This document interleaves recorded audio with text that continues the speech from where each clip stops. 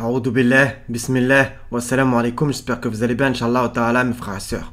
Donc aujourd'hui, comme l'indique le titre de la vidéo, on va étudier ce petit bouquin qui est un blasphème, rien que dans la couverture et le nom qui s'est donné, les hadiths divins.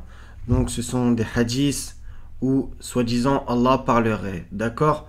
Donc je sais qu'il y en a plein, ils sont pas là pour entendre des hadiths, je le conçois. Si vous croyez que ça me fait plaisir de lire ce genre de trucs, loin de là. D'accord les frères et sœurs, donc ça aujourd'hui ça va être la première partie.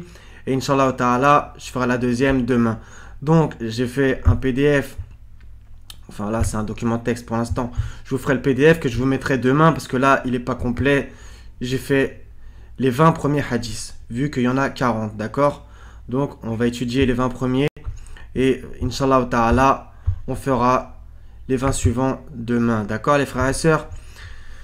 Donc bien entendu c'est du grand n'importe quoi, c'est un blasphème puisque ça fait parler Allah alors qu'Allah a parlé dans ce livre et non pas dans celui-là, d'accord? Donc vous allez voir que souvent c'est Abu Huraira, la star du hadith, et voilà, donc du grand n'importe quoi. Franchement c'est assez gerbant. Donc par contre, pour être honnête intellectuellement, il y a des choses qui sont pas totalement fausses. Il faut le reconnaître, d'accord? Je l'ai même écrit dans le PDF. Et de toute façon, je vais vous lire les hadiths et vous allez voir. Donc je vous ai mis difficile à trouver en PDF, etc. Dans pas mal de cas, les hadiths ne sont pas totalement faux. Ce sont des plagiats inspirés du Coran. Dans ce cas, en a-t-on réellement besoin alors? Non. Dans d'autres cas, ces hadiths font parler Allah, ce qui est un blasphème, lui faisant dire des choses étranges et ou anticoraniques, et qui, par l'existence de ces hadiths, éloignent les gens du livre béni, le Coran. Ok? Donc, parmi les exemples, il y en a plusieurs, des versets où Allah parle de son hadith. 39-23, bismillah. Allah a fait descendre le plus beau des récits, hadith, etc., etc. D'accord? Un verset particulièrement magnifique, le 39-23. Et il y a aussi le 77-50. En quel autre hadith croiront-ils après cela, etc. D'accord? Il y en a plein. Donc, on va commencer tout de suite.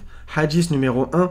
Donc, vu que je vous ai dit, je ne l'ai pas trouvé en PDF, ça sera simplement la réponse aux affirmations. Et bon, avec l'aide de cette vidéo, vous aurez les hadiths, d'accord? Donc, je vous montre. Mettez sur pause si vous avez envie. Donc, hadith numéro 1, d'après Abu Huraira, comme d'habitude, l'envoyé de Dieu a dit, n'a jamais dit, quand Dieu a décrété la création, il s'est assigné à lui-même dans son livre qui se trouve auprès de lui. C'est écrit en violet, je l'ai surligné. Ma miséricorde devance ma colère. D'accord? Donc, dans un sens, c'est pas totalement faux.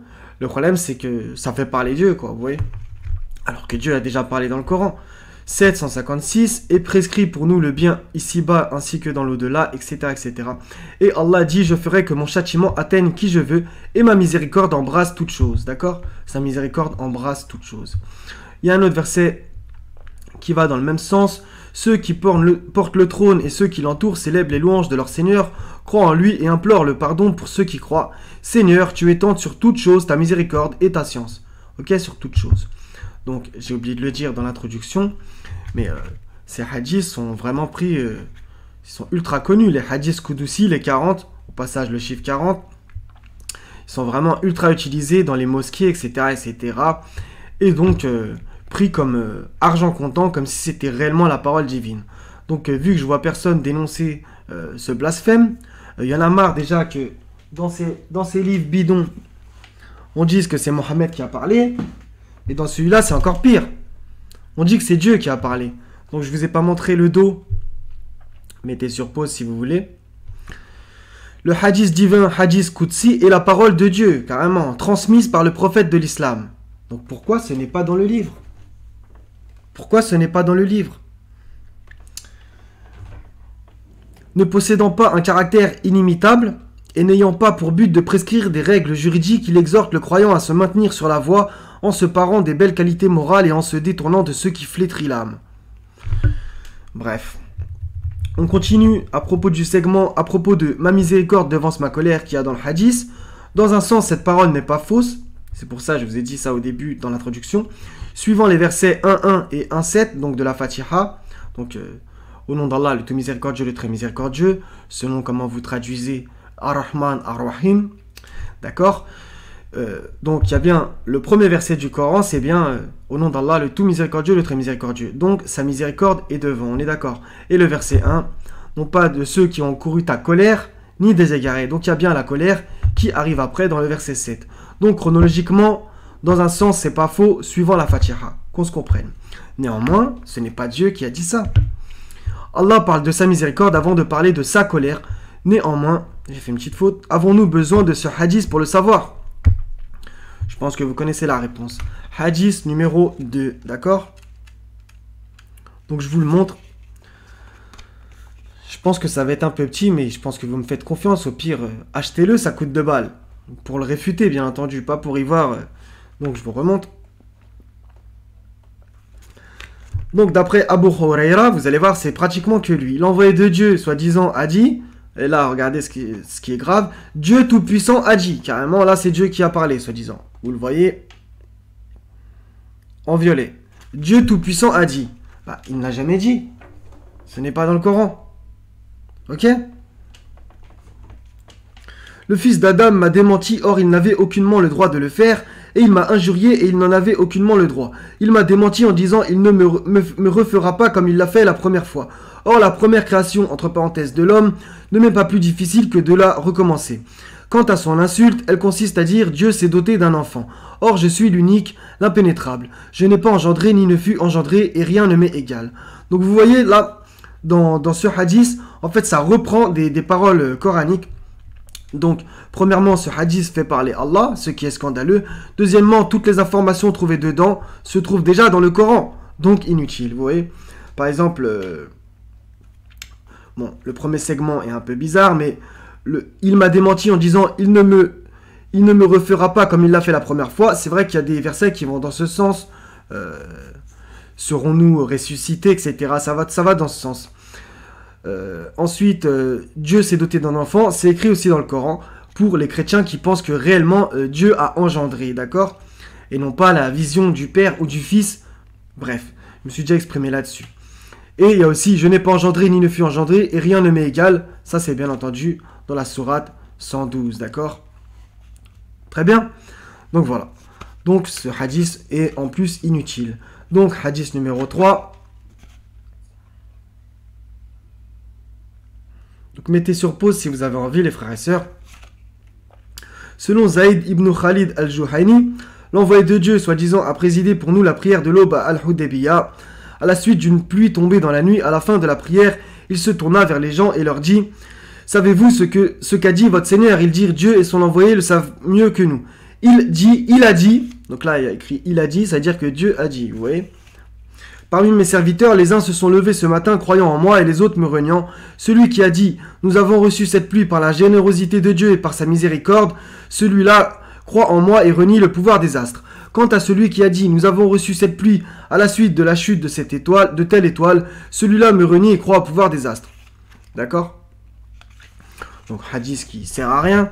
Ce hadith fait parler le prophète, premièrement, lui attribuant ses dires, comme d'habitude. Ce hadith n'a pas besoin d'exister. Nous savons déjà ces choses-là coraniquement, et ces choses font partie de la superstition et de l'égarement en attribuant de la puissance à autre qu'Allah, entre parenthèses les astres. Donc j'avais même pas relevé qu'il y avait écrit le il a dit. C'est-à-dire que Allah aurait dit, soi-disant.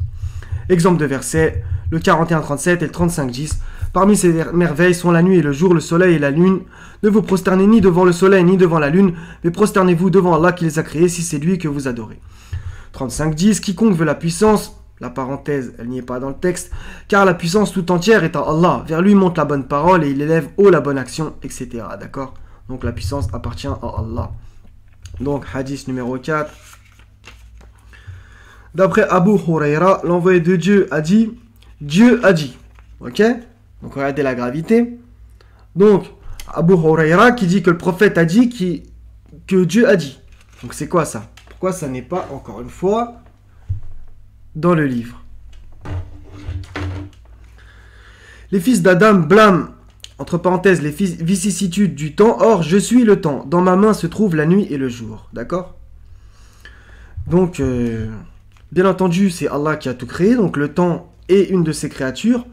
Par contre, dire je suis le temps, là il y a quand même un problème, déjà premièrement. Voilà. Donc, hadith mensonger attribué à Mohammed qui soi-disant fait parler Allah. Encore un blasphème alors que ces paroles ne se trouvent pas dans le Coran, c'est une hérésie. Bien que le contenu du texte n'est pas faux en soi. Voilà. Donc, le temps, bien entendu, est une créature de Dieu. Hadith numéro 5. Donc, toujours d'après notre ami, d'après Abu Huraira, l'envoyé de Dieu a dit, Dieu béni par lui-même et exalté soit-il, a dit. Donc, je vous l'ai mis en violet. Donc voilà, Dieu a dit, soi-disant. Donc vous allez voir, c'est étrange. Je suis l'associé qui se passe le plus de toute association. Qui accomplit une action pour moi et associant quelque autre, alors celui-là je m'en décharge.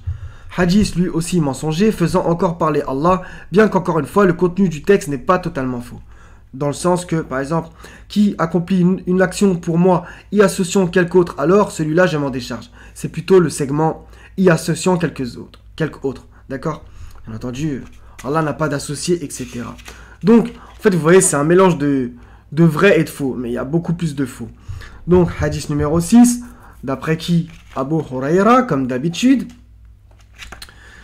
a dit, j'ai entendu l'envoyé de Dieu dire, le premier homme à être condamné au jour de la résurrection est celui qui, mort au combat, a mené devant Dieu, qui lui fit connaître et reconnaître ses bienfaits et lui demanda, qu'as-tu fait dans ta vie ?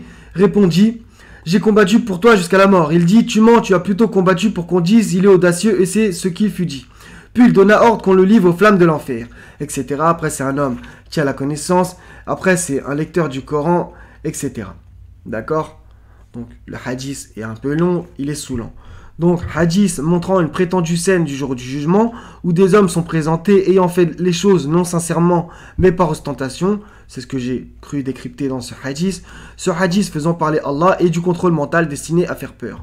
Bien entendu, puisque en vérité, ils font parler Allah. Mais Allah, bien entendu, parle déjà de l'enfer dans le Coran, etc. Et qu'il faut craindre le châtiment. Mais, en craignant le châtiment, c'est Allah qu'il faut craindre. Et l'enfer est une créature, comme Allah le dit lui-même dans le Coran. Quand l'enfer dira, y en a-t-il encore ? D'accord ? L'enfer est simplement une créature, d'accord ? C'est Allah qu'il faut craindre et non pas l'enfer. Ça, c'est un petit peu... Ok ? Donc, hadith numéro 7. D'après qui ? Je vous le donne en mille. Abu Huraira a rapporté que l'envoyé de Dieu a dit, n'a jamais dit, la prière où l'on ne récite pas la mère du livre est défectueuse, incomplète. Et il répéta cela combien de fois ? Je vous le donne en mille. 3 fois, comme d'habitude. Ne dites pas 3. Quelqu'un demanda à Abu Huraira, et si nous prions derrière un imam ? Il dit, récitez-la en secret, car j'ai entendu le prophète dire, Dieu, qu'il soit exalté, a dit. Encore une fois, ils font parler Dieu, Allah, jamais. J'ai partagé en 2 moitiés la prière entre moi et mon serviteur, à mon serviteur ce qu'il demande. Ainsi, lorsque le serviteur dit, louange à Dieu, Seigneur des mondes, Dieu, qu'il soit exalté, dit, mon serviteur m'a loué, etc., etc., etc. D'accord ? C'est écrit où ça ? Qu'Allah répond à chaque fois qu'on récite un verset de la Fatiha. Nulle part. Ensuite, la prière où l'on ne récite pas la mère du livre est défectueuse, incomplète. Donc ça parle bien entendu de la Fatiha. Qui, bien entendu, est la première. Donc si Allah l'a classée comme ça a une raison. Maintenant, eux, ils disent que si tu ne récites pas la Fatiha dans ta prière, elle est défectueuse, incomplète. C'est écrit où ça ? Nulle part. Donc, hadith incitant à réciter obligatoirement la Fatiha et mentant sur Allah en le faisant parler. Encore une fois, il n'y a aucune mention de réciter obligatoirement la Fatiha dans le Coran. Et les savants ont interprété le 1587, donc allez-y, comme tel ajout dans les traductions du mot verset pour bien manipuler. Les 7 versets que l'on répète. Jamais il y a écrit les 7 que l'on répète tout court. Bien que ce verset ne dit pas du tout cela. Donc je me suis déjà exprimé dans ma playlist sur la prière à propos des 7 moments. Ok ? Ci-dessous, un verset en lien avec la salat où Allah nous demande de réciter le livre et non pas obligatoirement la Fatiha. Le 29-45 récite ce qui t'est révélé du livre et accomplit la salat. D'accord ? Donc il y a le lien entre le livre et la salat. En vérité, la salat préserve de la turpitude et du blâmable. Le rappel d'Allah est certes ce qu'il y a de plus grand. Allahi Akbar, au passage. Et Allah sait ce que vous faites. D'accord ? Donc ce verset, je l'ai remis dans une autre réfutation d'un autre hadith. On va le voir plus loin. Hadith numéro 8, celui-là aussi, il est quand même assez balèze. Donc celui-là, il est très grave aussi. Abu Huraira a rapporté que l'envoyé de Dieu a dit. Donc comme d'habitude, Abu Huraira. Dieu honoré et glorifié dit le jour de la résurrection, ô fils d'Adam, écoutez bien, c'est très grave. je suis tombé malade et tu ne m'as pas rendu visite. C'est quoi ça? Dieu qui tombe malade. Il lui dit, Seigneur, comment serais-tu malade pour que je te rende visite alors que tu es le Seigneur et maître de l'univers? Donc là, c'est très très grave parce que ça sous-entend que Dieu, premièrement, dit qu'il est malade, un blasphème, il est au-dessus de ce qu'on lui attribue. Ensuite, le serviteur, en fait, il connaît plus Dieu que Dieu se connaît lui-même. Parce que le serviteur a pour le coup, entre guillemets, une bonne réponse, bien que ce sont des fables, hein, qu'on se comprenne. Comment serais-tu malade pour que je te rende visite alors que tu es le Seigneur et maître de l'univers? Ok? Soi-disant, Allah répond, n'as-tu pas su que mon serviteur un tel est tombé malade et tu ne lui as pas rendu visite? N'as-tu pas su que si tu l'avais rendu visite, tu m'aurais trouvé auprès de lui? Ok? Ô fils d'Adam, je t'ai demandé de me nourrir et tu ne m'as pas nourri. Ça aussi, c'est très grave. Donc on va voir que, bien entendu, c'est contré par le Coran. Hein. Etc. Ça me dégoûte vraiment. Un peu plus bas, ô fils d'Adam, je t'ai demandé à boire et tu ne me l'as pas donné. Ok? C'est quoi ça? Au passage, vous remarquez quoi? 1, 2, 3 choses. Comme d'habitude, ne dites pas 3, je vous dis, c'est récurrent. Donc, j'ai réfuté cela. Hadith très très grave, blasphématoire envers Allah, le faisant dire des choses inverses au Coran. Et au passage, l'être humain qui répond a l'air de mieux connaître Allah que lui-même. Pureté à lui, il est au-dessus de leur description. 26-80, et quand je suis malade, c'est lui qui me guérit. D'accord? Ça, c'est une invocation coranique. C'est Allah qui guérit. Excusez-moi. Dit, donc dans le 6-14, devrais-je prendre pour allié autre qu'Allah, le créateur des cieux et de la terre? C'est lui qui nourrit, et personne ne le nourrit. D'accord? Il y a un autre verset qui va dans le même sens, mais j'ai eu du mal à le trouver, d'accord? Il y a un autre verset qui va dans le sens de nourriture, et etc. D'accord? Donc c'est lui qui nourrit et personne ne le nourrit. Et c'est lui qui guérit. Donc là, voilà.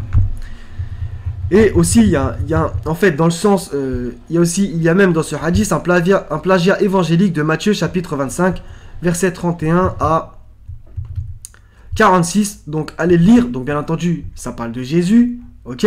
Mais en fait, moi, j'ai la sensation que c'est tiré de l'évangile, parce qu'il y a justement toutes ces notions. Avoir faim, etc., etc. Donc, je vous laisse les références. Matthieu 25, 31, 46, si vous voulez aller lire, là c'est un peu long, je vous le mettrai je vous mettrai le PDF, Inch'Allah ta'ala, demain, d'accord? De toute façon, il est là. Donc, hadith numéro 9. Abu Huraira, comme d'habitude, a rapporté que l'envoyé de Dieu, soi-disant, a dit d'après ce qu'il rapporte de son Seigneur. Donc maintenant, Mohammed rapporte des choses du Seigneur, qui ne sont pas dans le livre. Revenir sur Sourate 69, verset, j'ai un petit trou de mémoire, à partir à peu près du 40 jusqu'à peu près à la fin. Donc à propos du tranchage d'aorte, etc. S'il avait ajouté quelque chose, etc. Moi je vais le trouver, je ne vais pas dire n'importe quoi. Donc Sourate 69, verset 38, 38 jusqu'à 47, d'accord? Allez le lire, surtout à propos du verset 44, et s'il avait forgé quelques paroles qu'il nous avait attribuées. D'accord? Donc ça, c'est quoi ça? C'est pas des paroles que vous attribuez à Dieu. D'accord? Et au passage aussi au prophète. D'accord? Mais bien entendu, c'est encore plus grave quand vous attribuez des choses à Dieu qu'il n'a pas dit. Donc c'est vraiment scandaleux. Ce bouquin est vraiment une honte. Hadith numéro 9. Donc, d'après qui, encore une fois? Abu Huraira. Mais en fait, ça devrait être les hadiths d'Abu Huraira, quoi. C'est quoi ça? A rapporté que l'envoyé de Dieu a dit, d'après ce qu'il rapporte de son Seigneur, j'ai préparé à mes serviteurs pieux ce que jamais œil n'a vu, jamais oreille n'a entendu et jamais cœur humain n'a soupçonné. Lisez, si vous en voulez une preuve, le verset suivant, 32-17. Aucun être ne sait ce qu'on a caché pour eux comme source de sérénité profonde, en récompense de ce qu'ils faisaient. La traduction, je l'aime pas trop, il y en a des meilleures, comme réjouissance pour les yeux, etc. Donc il sert à quoi ce hadith? Il sert à quoi? En fait, il t'amène vers un verset coranique. Donc, hadith n'ayant aucune utilité, reprenant un verset coranique en moins bien.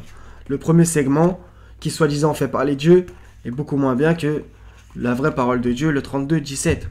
Donc, hadith inutile en plus de cela. Hadith numéro 10. Abu Huraira a rapporté que l'envoyé de Dieu a dit, écoutez bien, donc toujours Abu Huraira, Dieu a dit, ok?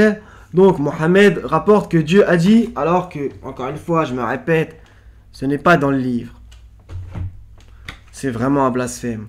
Celui qui se fait l'ennemi de l'un de mes bien-aimés, je lui ai effectivement déclaré la guerre. Mon serviteur ne s'est jamais rapproché de moi par une œuvre plus aimable à moi que par les obligations que je lui ai imposées, etc., etc. Ça me gonfle, franchement, si vous voulez lire la suite. Voilà, elle est là. Ça me gonfle.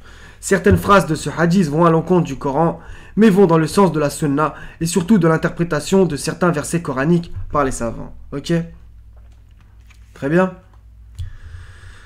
Donc, hadith numéro 11, d'après qui? Abu Huraira. C'est son bouquin, a rapporté que le prophète a dit, soi-disant, Dieu a des anges hors rang qui circulent, cherchant les assemblées où les gens évoquent le nom de Dieu. Ils s'asseyent avec eux, les entourant de leurs ailes, jusqu'à emplir l'espace entre eux et le ciel le plus bas. Lorsque l'assemblée se sépare, franchement, ça me gave. Ça me gave. Donc je l'ai lu en entier pour le réfuter, mais franchement, donc lisez-le si vous avez envie. Ça, c'est la deuxième partie. Donc, j'ai écrit quoi? Sans commentaire, tellement le hadith est incroyable. Un dialogue entre Dieu et les anges complètement bizarre. Un hadith Abu Huraira-esque. Voilà. Donc, amateur de fables, voilà. Hadith numéro 12. Abu Huraira, comme d'habitude, a rapporté que l'envoyé de Dieu, soi-disant, a dit « Le jeûne est pour moi et c'est moi qui en rétribue. » Donc là, il y a un énorme problème. Il a écrit quoi? Que l'envoyé de Dieu a dit. Donc d'habitude, dans d'autres hadiths, par exemple, il a mis quoi? Rapporté que l'envoyé de Dieu a dit, Dieu qu'il soit exalté a dit. Donc la chaîne de transmission ramène jusqu'à Dieu, soi-disant, selon leur fable. Mais là, il y a écrit Abu Huraira a rapporté que l'envoyé de Dieu a dit. Et ensuite, le jeûne est pour moi et c'est moi qui en rétribue. Attendez 2 secondes. Ça fait vraiment mal à la tête, hein. J'en suis déjà à 22 minutes. Donc, là, qu'est-ce que je disais? Le jeûne est pour moi et c'est moi qui en rétribue. Il y a écrit quoi? Donc, je sais pas si vous voyez bien.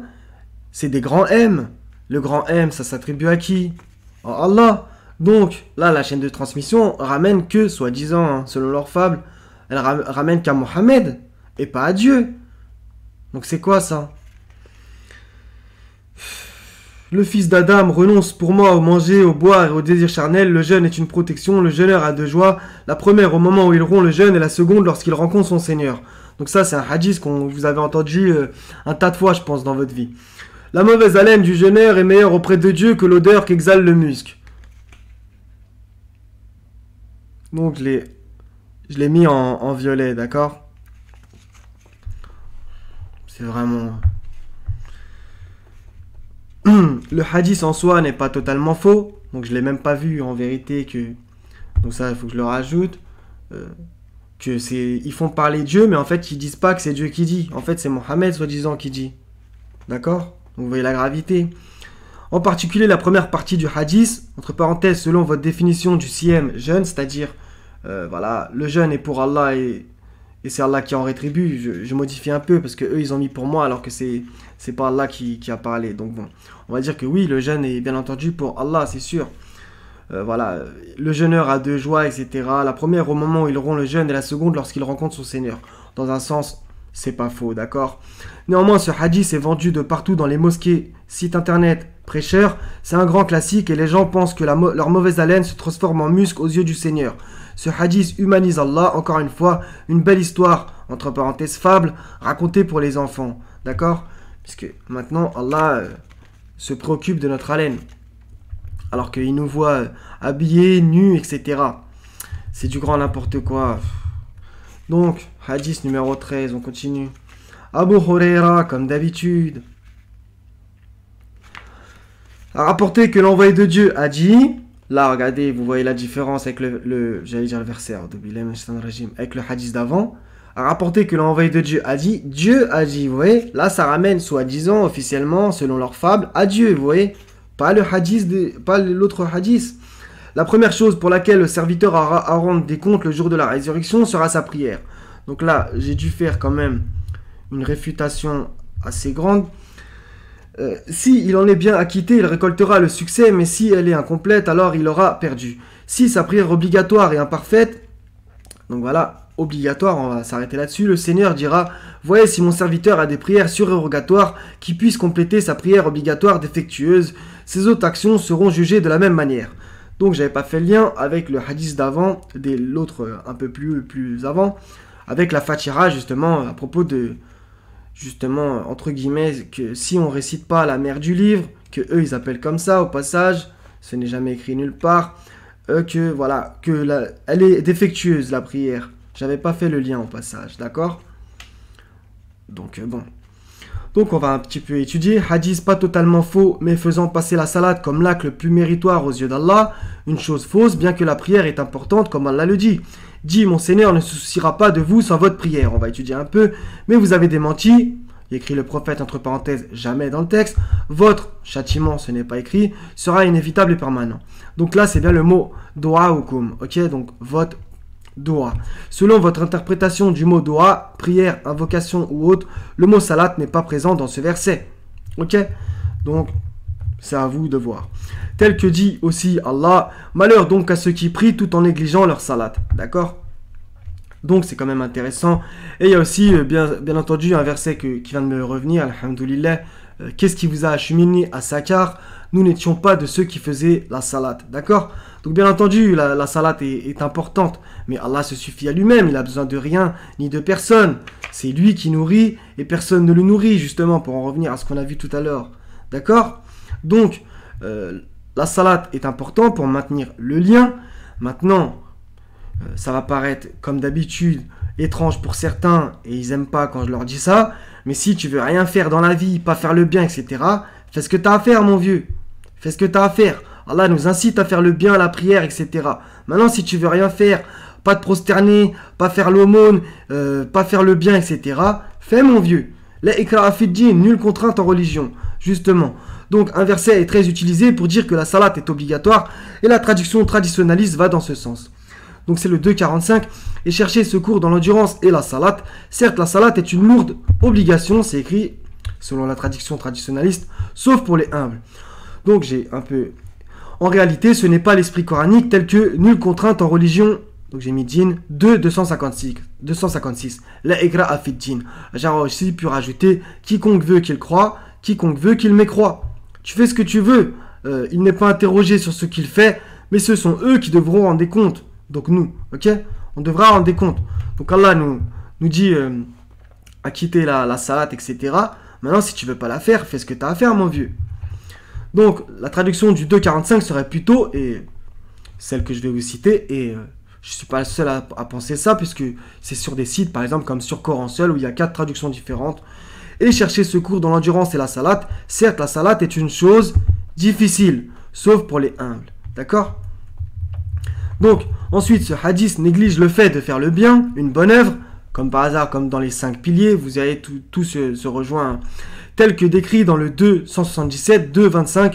Allah dit dans un verset aussi, donc dans les 5 piliers, bien entendu, il y a faire l'aumône, mais des fois c'est un peu compris comme, voilà, je fais mon aumône limite pour ma gueule. Tous les autres piliers, c'est pour soi. La prière, jusqu'à preuve du contraire, c'est quand même ton lien entre toi et le Seigneur, même si tu peux invoquer pour les gens, etc., mais c'est quand même quelque chose de personnel.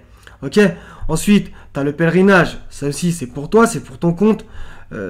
J'ai carrément oublié les 5 piliers, j'ai déjà fait une vidéo là-dessus, d'accord? Le hajj, la zakat, qui aussi est compris, bref, c'est pas très grave.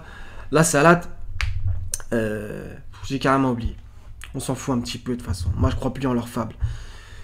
Donc le 277, il est très intéressant, ça n'engage que moi, mais j'ai la sensation que c'est entre guillemets, un espèce de résumé justement de ce qu'il faut faire. De la croyance et des œuvres qu'il faut effectuer. Et Allah a dit justement à la fin du verset, les descriptions qualifient les gens qui font cela d'une telle manière. Si vous êtes curieux, allez voir le 2,77, le 2,25 aussi très intéressant. Et dans un autre verset, j'ai pas mis la référence, je vais la chercher. Donc c'est le 29,45. Le verset que je vais vous réciter, d'accord? Vous le voyez ici. Donc, récite ce qui t'est révélé du livre et accomplis la salat. Donc,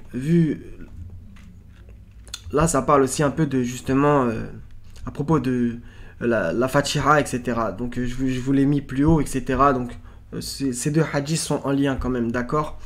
Réciter du livre, il n'y a jamais écrit récite obligatoirement la Fatiha, nulle part. Et accomplit la salade, donc il y a un lien. En vérité, la salade préserve de la turpitude et du blâmable. Le rappel d'Allah est certes ce qu'il y a de plus grand. Voilà zikru Allahi Akbar. Au passage, le Allahu Akbar qui n'est pas coranique, vous le voyez, est certes ce qu'il y a de plus grand. Il n'y a jamais écrit Allah est le plus grand. Son attribut c'est Allah El-Kabir. Ok, El-Kabir que vous retrouvez dans plusieurs versets.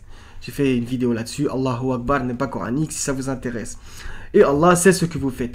Selon votre interprétation du segment, le rappel d'Allah est certes ce qu'il y a de plus grand. Donc dans ce verset, ce segment-là, concernant la salat, vu que c'est écrit devant, ou concernant le fait de faire le rappel d'Allah aux gens, ce qui serait différent. Bon, là il y a un point, c'est en français, et là aussi, qu'on se comprenne. Le verset n'a plus la même portée, d'accord? Bien que les deux sens sont acceptables, les versets étant à multisens pour beaucoup, d'accord? Donc, si vous mettez en lien le rappel d'Allah est certes ce qu'il y a de plus grand, donc c'est-à-dire que quand que vous interprétez ce segment, le rappel d'Allah est certes ce qu'il y a de plus grand, en faisant la salat, ou alors vous les séparez dans le sens que si par exemple tu prêches à quelqu'un dans la rue, voilà, tu l'appelles à Dieu, etc., c'est-à-dire tu fais un rappel d'Allah, du coup ça change la donne, vous voyez. Ça c'est encore plus grand que la salat, d'accord? Mais je pense que les deux interprétations sont acceptables, elles sont justes, d'accord? Même si elles paraissent contradictoires, je pense pas au final, ok? D'accord? Donc, parce que en vérité, quand tu fais ta salat, comme je l'ai dit il y a quelques minutes, ça concerne plus ou moins que toi, même si tu invoques pour les gens, etc. Et que l'invocation en faveur de quelqu'un, c'est très important, c'est magnifique. Maintenant, lui rappeler Allah dans la rue, comme je vous l'ai dit par exemple, c'est grand aussi, vous voyez. Donc peut-être c'est ça qui est encore plus grand que ta salade qui justement te concerne que toi, d'accord? Donc Allah c'est mieux bien entendu, pour l'interprétation la meilleure. Moi je pense que les deux sont acceptables, d'accord? Donc hadith numéro 14, d'après qui? Abu Huraira a rapporté que l'envoyé de Dieu a dit, Dieu a dit. Ok, donc je l'ai mis en violet. Donc voilà la chaîne de transmission. Abu Huraira, Mohammed, Dieu. Soi-disant, selon eux. Hein. Au passage, bref, c'est pas grave. Dépense entre parenthèses en charité au fils d'Adam et je dépenserai pour toi. Donc, hadith plagiant le Coran avec des versets bien meilleurs. Bien entendu, puisque Allah a dit dans ce sens que... je vais le trouver le verset, 2 secondes. Il y en a plusieurs, de toute façon. Donc, si vous avez un doute sur ce que nous avons révélé à notre serviteur, tâchez donc de produire une sourate semblable et appelez vos témoins que vous adorez en dehors d'Allah si vous êtes véridique. 2, 23. Donc là, on va me dire, c'est écrit sourate et c'est pas écrit verset. Je suis d'accord. Maintenant, vous pensez que quelqu'un est capable de produire un verset coranique? Bref. Donc, il y en a d'autres. C'est à propos des djinns de mémoire. Donc 10, 38, ou bien ils disent, il l'a inventé, dit, composez donc une sourate semblable à ceci, et appelez à votre tête n'importe qui vous pourrez en dehors d'Allah, si vous êtes véridique. D'accord? Donc 11, 13, ou bien ils disent, il l'a forgé, dit, apportez donc 10 sourates semblables à ceci, forgées, et appelez qui vous pourrez, hormis Allah, si vous êtes véridique. D'accord? Donc là, le défi, quand on voit Allah, il est encore plus grand, c'est carrément 10, d'accord? Alors que plus haut c'était 1, d'accord? Je pense que c'était intéressant. Donc on passe, du coup je me perds un peu. Dépense au fils d'Adam, je dépenserai pour toi. Soi-disant, Allah aurait dit ça. Donc 5, 12, donc je vais réciter juste un segment pour pas allonger la vidéo, mais je vous l'ai mis, vous voyez, 5, 12. Effacer à Allah un bon prêt, d'accord? Faire à Allah un bon prêt. Donc, dépense au fils d'Adam et je dépenserai pour toi, d'accord? Donc il faut faire à Allah un bon prêt. Il y en a d'autres qui vont... 2, 261, ceux qui dépensent. Donc là on a bien la notion de dépenser comme dans le hadith. Leur bien dans le sentier d'Allah ressemble à un grain d'où naissent 7 épis, à 100 grains l'épi. Ce verset, on va le réciter plus bas aussi pour un autre hadith. Car Allah multiplie la récompense à qui il veut et la grâce d'Allah est immense et il est omniscient. 2, 245, quiconque prête à Allah de bonne grâce, il le lui rendra multiplié plusieurs fois. Allah restreint ou étend, et c'est à lui que vous retournerez. Et il y en a plein allant dans ce sens, à propos de la dépense, etc. D'accord? Donc bon. Ce hadith ne sert à rien encore une fois. Donc hadith numéro 15. D'après Abu Mas'ud al-Ansari, le prophète soi-disant a dit. Donc pour une fois, ce n'est pas Abu Hurayra. Donc ça me gonfle, hein, franchement. Bon, je vous le montre, hein, si vous voulez le lire.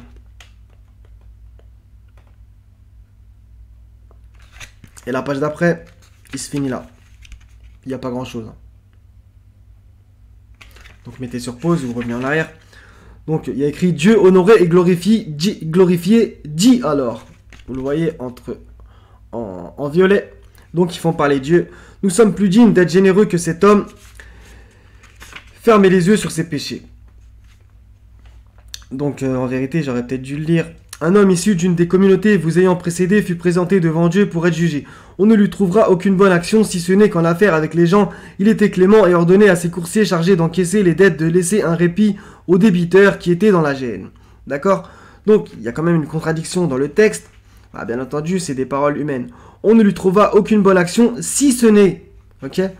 Donc il y a quand même une contradiction. On ne trouve aucune bonne action à part que. Ok? Donc voilà. Il y a quand même une contradiction. La phrase est très mal tournée. Hadith ayant des contradictions premièrement et incitant au laxisme, entre parenthèses faire le bien, et à la paresse, Allah est bien entendu le plus généreux. El-Karim. Ok? Parce que voilà, le mec en gros, il faisait pas vraiment le bien quoi. Il était clément et en affaires, si ce n'est qu'en affaires avec les gens, il était clément et ordonnait à ses coursiers chargés d'encaisser les dettes de laisser un répit aux débiteurs qui étaient dans la gêne. Donc en soi, oui, c'est faire le bien. Est-ce que c'est suffisant? Allez savoir aux yeux de Dieu. Donc hadith numéro 16. Donc, comme d'habitude, d'après qui? Abu Hurayra a rapporté que l'envoyé de Dieu, soi-disant, a dit, Dieu Tout-Puissant a dit. Ok? Donc ça fait parler Dieu, toujours la même prétendue chaîne de transmission. Je suis tel que mon serviteur m'estime. On va s'arrêter là-dessus. On va y revenir. Et je suis avec lui lorsqu'il m'évoque. M'évoque-t-il en son fort intérieur que je l'évoquerai en mon fort intérieur, etc., etc. Se rapproche-t-il de moi d'un enfant que je me rapprocherai de lui de la longueur d'un bras, etc., etc. Et il vient à moi en marchant que je viendrai à lui en n'attend le pas. Ça, c'est un hadith aussi très très connu. Donc, on va s'arrêter sur la première phrase. Je suis tel que mon serviteur m'estime. Il y a un problème. Donc, le premier segment, je suis tel que mon serviteur m'estime, est une mauvaise vision d'Allah. Il ne se conforme pas à la vision pensée de ses créatures. Ce sont les créatures qui se conforment ou non à son ordre, ses lois, et tout le monde est soumis à lui bon gré mal gré. Donc là aussi, dans mon explication, peut-être qu'il y a une espèce de contradiction. En fait, ce que je veux dire par là, c'est que les gens, comme Allah justement le dit, je l'ai récité juste avant, quiconque le veut, qu'il croit, quiconque le veut, qu'il mécroit. Donc en vérité, si tu veux pas te conformer aux ordres d'Allah, tu le fais pas, malgré que tu es soumis à lui bon gré malgré. Tout le monde, vu qu'il le dit juste en dessous, j'ai sorti des versets. D'accord? J'ai fait cette petite clarification, j'espère. Allah est tel qu'il est, et personne ne le change. Nul n'est égal à lui, rien ne lui ressemble. Il ne se plie à personne, tout le monde se plie à lui. D'accord? Donc 3,83, le petit segment qui nous intéresse. Alors que se soumet à lui, bon gré mal gré, tout ce qui existe dans les cieux et sur la terre, et que c'est vers lui qu'ils seront ramenés. Voilà, d'accord? Tout se soumet à lui. Donc, par exemple, un exemple, c'est le sommeil. Tout le monde dort, sauf lui. Lui, Allah, il ne dort jamais, d'accord? Tout le monde dort, on est obligé de dormir. Un poisson, un humain, un insecte, etc. Donc, 13-15... Et c'est à Allah que se prosternent bon gré mal gré, encore une fois, tous ceux qui sont dans les cieux et sur la terre, ainsi que leurs ombres, au début et à la fin de la journée. Donc là, le mot prosterne, il peut avoir plusieurs sens. Donc on peut entendre par là se prosterner physiquement, mais on peut entendre par là, justement, comme on en revient juste au verset d'en dessous, se soumettre à sa volonté, malgré qu'au fond, par exemple, même un mécréant s'y soumet. Vous voyez? Dans le sens que tu es obligé de manger en tant qu'humain, obligé de boire, obligé de dormir, etc. Donc tu te prosternes devant ce qu'Allah a décrété pour ses créatures, d'accord? Et Allah, lui, n'a pas besoin d'être nourri, ni de dormir, il subsiste à lui-même, Al-Qayyum, d'accord? Donc 41-11, il s'est ensuite adressé au ciel qui était alors fumé et lui dit ainsi qu'à la terre, venez tous deux, bon gré mal gré, tous deux dire, nous venons obéissants, d'accord? Donc là, il y a le petit segment, nous venons obéissants, on voit que eux, ils sont devenus obéissants où ils l'étaient. D'accord? C'est intéressant. Donc, le reste du hadith est parabolique. Donc, à propos de, voilà, se rapprocher de la longueur d'un bras, etc. Que, je cite, « Je me rapprocherai de lui de la longueur comprise entre deux bras écartés, et vient-il à moi en marchant que je viendrai à lui en hâtant le pas ?» Donc c'est une parabole, j'ai bien compris. Dans un sens, ce n'est pas faux, puisque voilà, c'est vrai que si vous allez vers Dieu, il va vous montrer des signes, etc., etc. Dans un sens, c'est pas vraiment faux, d'accord? C'est pour ça que je dis que dans ce bouquin, il y a des choses qui ne sont pas totalement fausses, vous voyez, mais ils font parler Dieu, alors que ça n'est pas, encore une fois, je refais la démonstration pour que ça rentre bien dans les crânes, ce n'est pas écrit dans le livre. Donc, ça ne tient sur rien, d'accord? Même un poète ou n'importe qui, il peut dire des choses plus ou moins vraies sur Allah, ok? Donc, bien que coraniquement, encore une fois, nous avons des descriptions, indications bien meilleures, avec un E, que celle-ci, donc hadith inutile. Donc 286, et quand mes serviteurs t'interrogent sur moi, alors je suis tout proche. Je réponds à l'appel de celui qui me prie quand il me prie, qu'il réponde à mon appel et qu'il croit en moi, afin qu'il soit bien guidé. Un verset splendide. Donc hadith numéro 17, on a bientôt fini ces conneries, 41 minutes, subhanallah.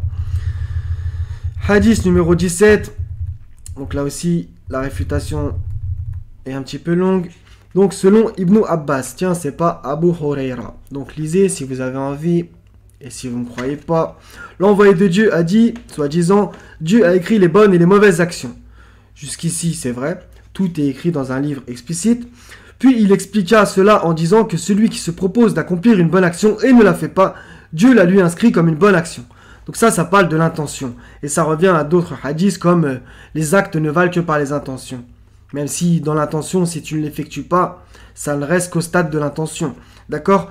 S'il a l'intention de faire une bonne action et qu'il l'a fait, Dieu la lui décuple jusqu'à 700 fois, voire plus. Donc on va s'arrêter bien entendu là-dessus, à propos du chiffre qui, comme par hasard, ce n'en est pas un, revient dans le Coran. S'il a le dessein de perpétrer une mauvaise action et ne la commet pas, Dieu lui inscrit une bonne action. Mais s'il a l'intention de faire une mauvaise action et l'accomplit, Dieu lui inscrit une seule mauvaise action. Donc là maintenant, tu veux faire du mal, Dieu il t'inscrit une bonne action. Bien entendu, c'est écrit nulle part. Il y a aussi le fait que s'il a l'intention de faire une bonne action et qu'il l'a fait, Dieu la lui décuple jusqu'à 700 fois, voire plus. Donc maintenant, tu veux faire, je sais pas moi, tu veux aider une vieille à traverser la route, finalement, tu le fais. Au début, tu avais juste l'intention, après tu as peut-être hésité, tu le fais, ça y est, 700 bonnes actions, voire plus. C'est quoi ça ? Donc, on va avoir des choses hadith faux considérant l'intention de faire au même niveau que l'acte fait. Chose anticoranique sans compter la vente des hasanettes, comme je l'ai déjà dénoncé. Par exemple, tu dis subhanallah 100 fois dans la journée, ça te compte je sais pas combien de mémoire, c'est de millions d'actions. Donc, ne prenez pas au pied de la lettre ce que je dis, allez vérifier. Mais quoi qu'il arrive, c'est un tas de bonnes actions. Juste, entre guillemets, en invoquant Allah 100 fois. Donc je veux bien que invoquer Allah soit une bonne action, j'ai aucun problème avec ça. Maintenant, le fait de dire aux gens qu'en faisant telle et telle chose, ça vous compte des millions d'actions, c'est écrit nulle part dans le livre. Donc on va voir que le chiffre 700 revient justement. Ce n'est pas un hasard. Enfin, 7 épis qui en donnent 100. Donc, telle qu'une bonne action finalement effectuée après avoir eu l'intention et multipliée par 700 voire plus. Incitation au laxisme et vente de hasanettes à vil prix pour que les croyants ne fassent que le strict minimum et pour leur œuvre que leur œuvre soit enjolivée. D'accord? Vous voyez? Certes, Allah ne lèse, entre parenthèses, personne, fût du poids d'un atome. S'il est une bonne action, il la double et accorde une grosse récompense de sa part. 4,40. Donc là, on a une bonne action doublée. D'accord? Donc, 920, on va réciter juste le passage en gras. Ils ne fouleront aucune terre en provoquant la colère des infidèles et n'obtiendront aucun avantage sur un ennemi sans qu'il ne leur soit écrit pour cela une bonne action. D'accord? Une. 40-40, il y en a plusieurs dans le sens. Quiconque fait une mauvaise action ne sera rétribué que par son pareil. D'accord? Et ensuite, voilà, lisez le reste. D'accord? On va pas rallonger plus la vidéo. C'est dans le 40-40. Donc, une mauvaise action rétribuée que par son pareil, d'accord? 261, qui est en vérité plagié par ce hadith, mais dévoyé. pour rendre laxistes les gens. Ceux qui dépensent leurs biens, il y a bien écrit dépensent leurs biens, fils abilillah, ressemblent à un grain d'où naissent 7 épis à 100 grains l'épi. Donc, pour qui est les 7 épis à 100 grains l'épi, c'est pour ceux qui dépensent leurs biens dans le sentier d'Allah. Il n'y a jamais écrit pour une bonne action que tu avais l'intention de faire et que finalement tu fais. Jamais. Non, c'est ceux qui dépensent leurs biens, fils abilillah. Car Allah multiplie, donc on a bien la notion de multiplier la récompense, il n'y a aucun problème coraniquement, mais elle est dévoyée dans ces hadiths. À qui il veut, et la grâce d'Allah est immense, et il est omniscient. Donc j'ai un peu détaillé ce que je disais. Dans le 440, la bonne action est doublée. Une bonne action pour tel et tel acte dans le 9, 120. Une mauvaise action rétribuée par son pareil dans le 40, 40. Et le 2, 261 fait bien la mention de 7 épis à 100 grains l'épi. Mais Allah parle ici de... Donc le segment, ceux qui dépensent leurs biens fils abilillah et non pas une action quelconque. Vous voyez, la mention de 7 épis à 100 grains l'épi rappelle bien entendu le 700 fois du hadith qui est un plagiat, entre parenthèses mauvais, du Coran, une fois de plus. Hadith incitant à la paresse encore une fois et qui rétribuerait, soi-disant, d'une manière énorme des actes, entre parenthèses bonne action, qui ne sont même pas précisés, au passage, la vente des hasanat à vil prix par les faiseurs de hadith. Oui. Donc, par exemple, j'ai déjà fait des vidéos contredisant les imams qui, justement, vous vendent des hasanat à vil prix, ou vous vendent le paradis juste en passant le selem, quoi d'autre, en récitant plusieurs fois des choses, etc. C'est du grand n'importe quoi. Donc, c'est pour vous inciter à la paresse et au laxisme. Hadith numéro 18. Donc, pour une fois, c'est pas Abu Huraira, d'après Abu Dar al-Khifari. L'envoyé de Dieu a dit, vous allez voir aussi pareil, le même problème. L'envoyé de Dieu a dit, ô mes serviteurs, je me suis à moi-même interdit l'injustice, de même je l'interdis entre vous. Donc en vérité, on va même pas aller au bout du hadith, puisque déjà, il y a une hérésie et un blasphème. Vous le voyez, je pense. Vu la démonstration que j'ai fait avant, et de toute façon, vous êtes doués d'intelligence, mes frères et sœurs, il y a écrit quoi? D'après Abu Dar al-Khifari, l'envoyé de Dieu a dit, ô mes serviteurs, il n'y a pas... Bon, j'ai horreur quand il y a écrit trois personnes ou 3 choses, même si bien entendu le chiffre 3 n'est pas tout le temps mauvais, Allah aussi l'utilise. Mais eux, c'est leur classique de vous faire devenir trinitaire. Les ablutions 3 fois, 3 choses, 3 personnes, etc. Là, il y a la mention d'Abu Dar et de l'envoyé de Dieu. Il n'y a jamais écrit, d'après Abu Dar al-Khifari, l'envoyé de Dieu a dit, Dieu a dit. Non, il y a écrit quoi? D'après Abu Dar, l'envoyé de Dieu a dit, ô mes serviteurs. Et vous voyez quoi? Il y a écrit un grand M. Donc c'est Allah qui parle là. Mais il n'y a pas la mention que c'est Allah qui dirait ça. Même si c'est une fable, qu'on se comprenne. Mais en plus d'être une fable, ça ramène au shirk. Puisque ça fait dire que le prophète a parlé comme étant Dieu. Oui. Bien entendu, le prophète est innocent de ce qu'on lui attribue. Dans ses torchons. D'accord? Donc on n'a même pas besoin d'aller au bout du hadith pour comprendre que c'est un mensonge. Donc je l'ai décrypté, hadith sans queue ni tête, commençant par, d'après Abu Dar al-Khifari, l'envoyé de Dieu a dit, ô mes serviteurs. Ce hadith ne dit pas, donc comme je vous ai fait la démonstration, l'envoyé de Dieu a dit, que Dieu a dit, ô mes serviteurs. Donc ce hadith ne fait pas parler Allah, entre parenthèses, tant mieux, mais sous-entend que c'est lui, vous voyez, alors qu'il n'est pas cité dans le texte. Donc c'est, soi-disant, le prophète qui a parlé comme cela, ce qui est du shirk, association, le faisant parler comme Dieu lui-même, pureté à lui. D'accord? Vous voyez la gravité. Hadith numéro 19. D'après Abu Huraira, comme d'habitude, l'envoyé de Dieu a dit, Dieu Tout-Puissant a dit. Donc vous voyez, la démonstration, elle est évidente, hein, puisque dans le hadith d'avant, il n'y a pas écrit Dieu a dit. Là, il y a écrit Dieu a dit. Vous voyez? Donc Dieu Tout-Puissant a dit, soi-disant, n'a jamais dit, et Inch'Allah vous payerez, la fierté est mon pagne et l'orgueil mon manteau, celui qui me dispute l'un d'eux, je le soumettrai au tourment. Je vous le remonte. Donc, hadith inutile, omettant plein de caractéristiques d'Allah, ok, au passage. Donc, on va terminer avec le hadith numéro 20. Donc, d'après qui? Abu Huraira. Comme d'habitude, l'envoyé de Dieu a dit. Donc là, il n'y a pas écrit. Donc, ils prétendent que c'est les hadiths divins. Donc, soi-disant, c'est la parole de Dieu dans les hadiths. Ce qui est déjà une hérésie et un blasphème. Mais là, il y a écrit l'envoyé de Dieu a dit. Il n'y a pas écrit l'envoyé de Dieu a dit que Dieu a dit. Donc, la chaîne de transmission est encore plus mauvaise que d'habitude. Bien que ça soit une escroquerie, la chaîne de transmission. L'envoyé de Dieu a dit, soi-disant, les portes du paradis sont ouvertes tous les lundis et jeudis. D'accord? Vous lisez. On va décrypter ça après. Tous les serviteurs qui n'associent rien à Dieu sont alors pardonnés, excepté l'homme qui nourrit quelque animosité à l'égard de son frère. L'on dit, donc là le l'on dit, je pense que ça parle d'Allah, ça fait parler de Dieu, encore un blasphème, différer l'absolution de ces deux-là jusqu'à ce qu'ils se réconcilient. D'accord?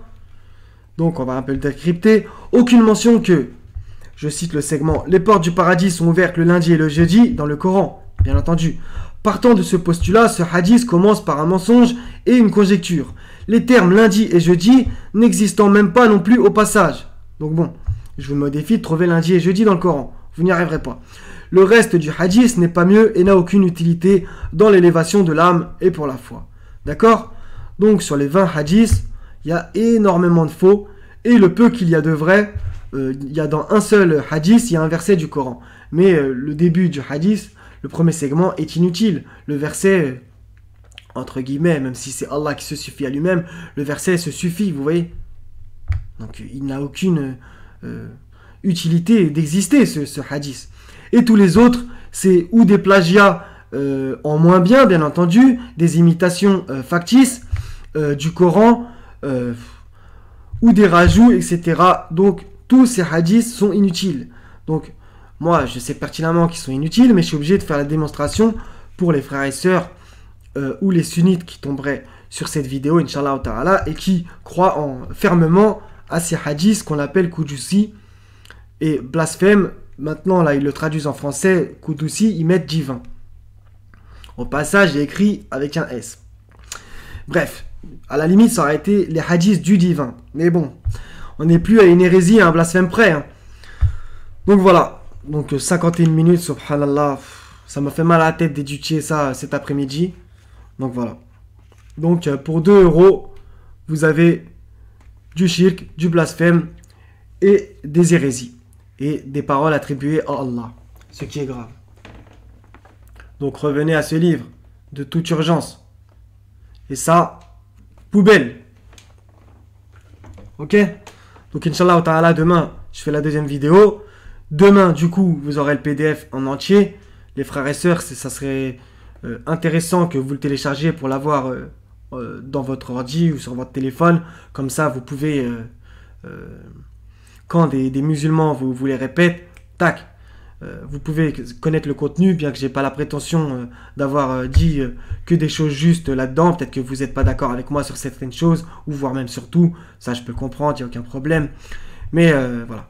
Donc si par contre vous êtes plus ou moins d'accord ou carrément totalement d'accord par la grâce d'Allah avec ce que j'ai fait dans le PDF que je mettrai demain en lien sous la deuxième vidéo et aussi sous celle-là demain, donc Inch'Allah, transmettez-les à des sunnites. Ce sera intéressant, je pense, puisque ces hadiths sont très très utilisés. Par exemple, celui du jeûne, etc. Celui de je me rapproche avec les pas, etc. Ok, ils sont très très utilisés. D'accord? Donc, c'est encore plus blasphématoire les Qudusi que ça qu'on attribue à Mohammed. Là, carrément, pour pas mal d'entre ces hadiths, on les attribue à Dieu. Donc, poubelle.